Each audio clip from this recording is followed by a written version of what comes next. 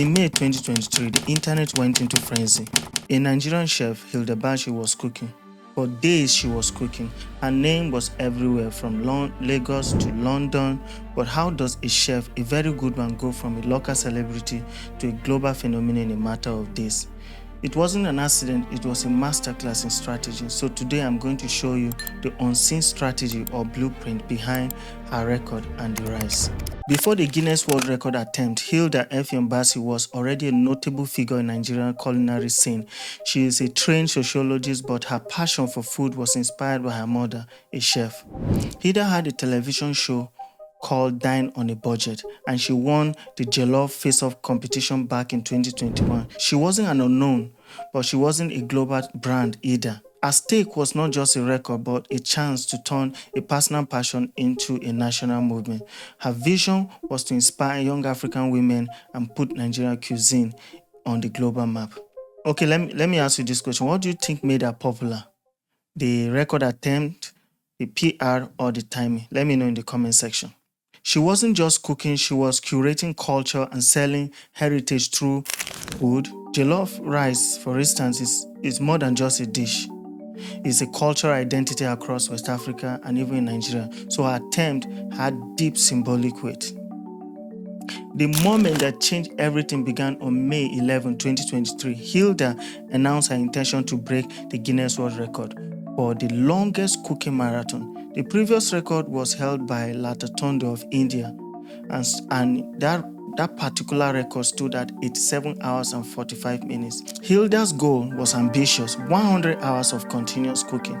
This wasn't just a small event, it was a 4-day marathon, continuously, an act of sheer will.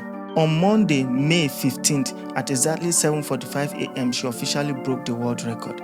The news spread like wildfire. Then something unprecedented happened to the Guinness World Record website.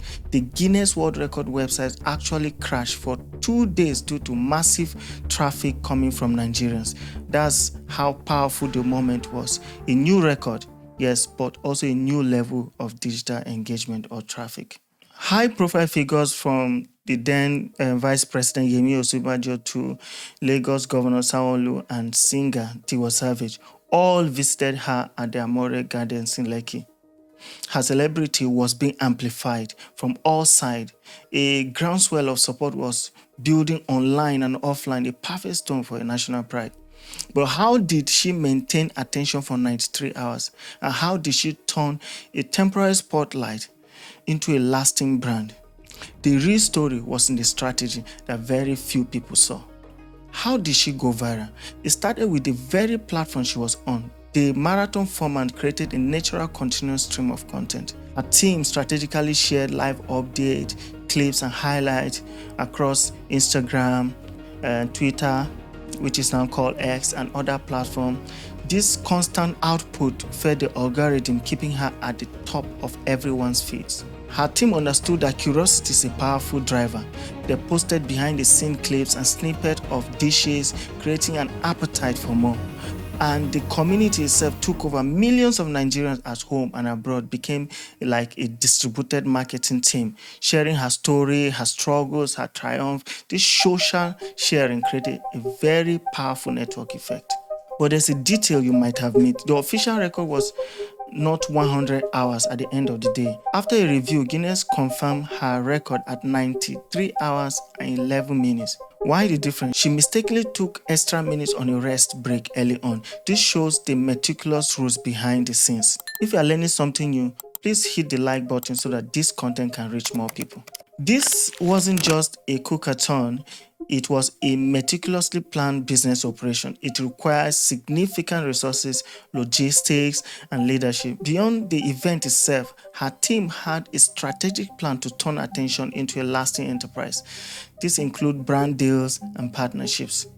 Following her record-breaking feat, Hilda has secured a brand partnership with companies like GB Food and Gino. In fact, she partnered with Gino for a second Guinness World Record attempt, this time for the largest serving of Nigerian-style jollof rice.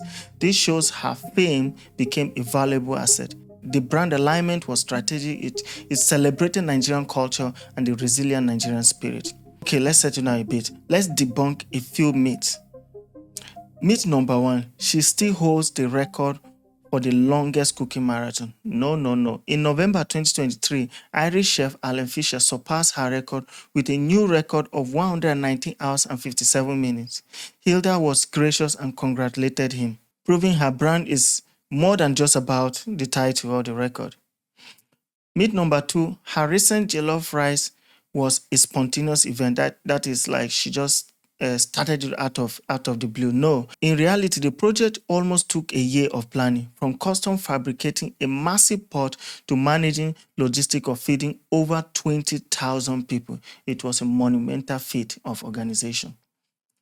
And on September 16, 2025, Hilda Baci was officially confirmed as a 2-time Guinness World Record holder for the largest serving of Nigerian jollof rice. So, what is the blueprint? What is the strategy behind her rise? 5 key takeaways for any creator or any person who is trying to go viral. 1, story. Find a compelling narrative that connects with people on a deeper level. 2, the cook-a-thon happened at a moment of national pride. The timing was perfect.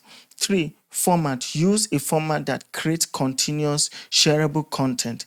A marathon is an excellent example. 4, partnership. Align with brands that share your vision. This turns attention into revenue. 5, community. Engage your audience and let them become your biggest advocate.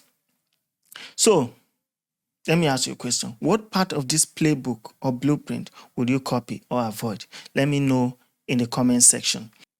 This is a story of a single person creating a global moment. But what about a story of a city that was built for over 500,000 people but was later abandoned? This video here talks about the Angola